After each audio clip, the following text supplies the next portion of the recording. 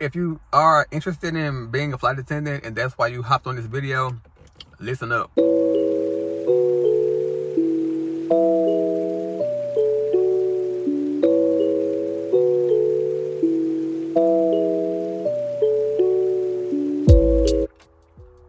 I have an acai bowl that has chocolate chips, green apple boba, and strawberries and almond butter. Yeah, let me tell y'all what happened. So basically, if I'm smacking, if I'm making ugly faces, it is what it is. Like, we friends now. Like, that comes with the territory. So basically, I applied to be a flight attendant. My bad, y'all. Ooh, I can't believe I put that whole phone conversation like in the video. So confidential. But if you're applying to be a flight attendant, like, those applications, like, they open and close. Like, it's so weird. It makes sense because like a lot of people want to be a flight attendant, so they probably don't want to have like 500 applications at one time, because the way that the application process and the video submissions and all that works, it's a lot like casting, in my opinion. I'm someone that has like casting experience from modeling and like doing commercials and whatever else. So I know very much how that works. And it reminded me a lot of that process. Even though the style of the video was so different, it threw me through a loop. So basically, I was on ZipRecruiter and I just randomly typed in flight attendant, and then flight attendant popped up, and I was like, damn, for real? The position seems so like discreet that you would think that you would have to go directly to like the airline site to find this, but it was on ZipRecruiter. I sent my application in. They had emailed me like the next day, maybe the day after, but I want to say the next day. They were very prompt. Like, hey, we want to do a video, one-way video interview with you. I was like, damn, okay, I never knew the one-way video. I've applied to be a flight attendant in the past, and I had to do an assessment, basically like scenario assessment.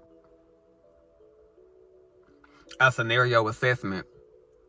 You know, like, well, if you're in this situation, what would you do? A, B, or C, type thing. Like, I had applied to be a flight attendant like last summer, and I had to do the assessment before the video, the one-way video thing. And I guess every airline is different, or maybe they change up how they go about it each time. But yeah, so last summer I was doing the assessments, and they were very much like scenario based. Like, for example, if you see a passenger with their laptop out before the plane takes off, what do you do? A, kindly ask them to put it away. B, take it from them and put it away yourself. C, not say anything. It was that type of vibe. Whatever. So if you make it past that, then they'll, the next step comes. But I didn't make it past that last summer. Yeah, so but anyway, fast forward to this year. They didn't give me like a scenario assessment. They just wanted the one-way video first. And I was like, okay, whatever. So I'm thinking it's going to be kind of like when I make YouTube videos, or when I do TikTok videos, or when I used to submit, like casting videos.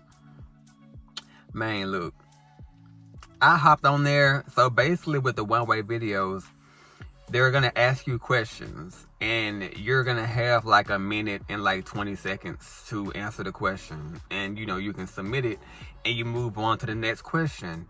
And you only have one attempt. Now, they may change it, but in my experience, I only had one attempt. I couldn't like start over.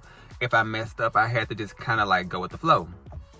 It was the most awkward experience I've ever had in my entire life, and I knew I butchered it. So I wasn't surprised when, like today, this morning, I got the email saying that I was not chosen to move further in the hiring process, because I was just hoping that they would give me a chance and do a face-to-face, because normally, when it's an in-person interview, they call it face-to-face, and they'll fly you, because I currently live in Mississippi, so there's no major airlines in Mississippi. So they would fly you to the headquarters, which, for example, it could be Atlanta, Georgia, it could be Houston, Texas, it could be Boston, Massachusetts, wherever the airline's headquarters is. They'll fly you there for the face-to-face. Now, I don't really hear much about the interviews being like one-on-one. A lot of the time it's going to be multiple candidates. So you may walk in the hotel in like this big old ballroom, and it's like 50 other candidates in there. But who knows? I didn't make it that far. So yeah, I'm not really mad. I kind of was bummed out because, you know, I'm in a point in my life now where like I'm 29 years old and I want to be happy with my life. Like, I know life isn't perfect, but I want to at least be satisfied right now. At least content with where I am right now. And so I'm just constantly on the lookout. I'm constantly praying and looking for the opportunity to, you know, whatever.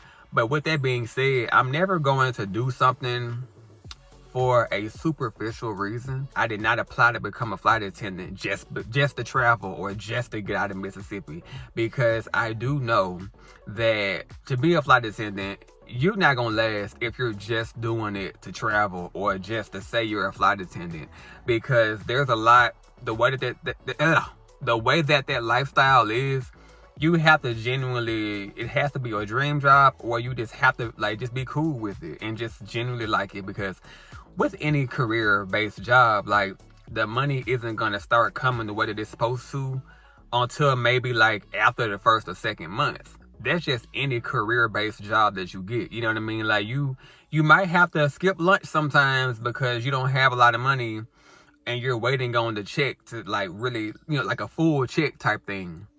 I would say if you're someone who's interested in being a flight attendant, personally, I would go on YouTube and you'd be amazed like with how many flight attendants are like vloggers.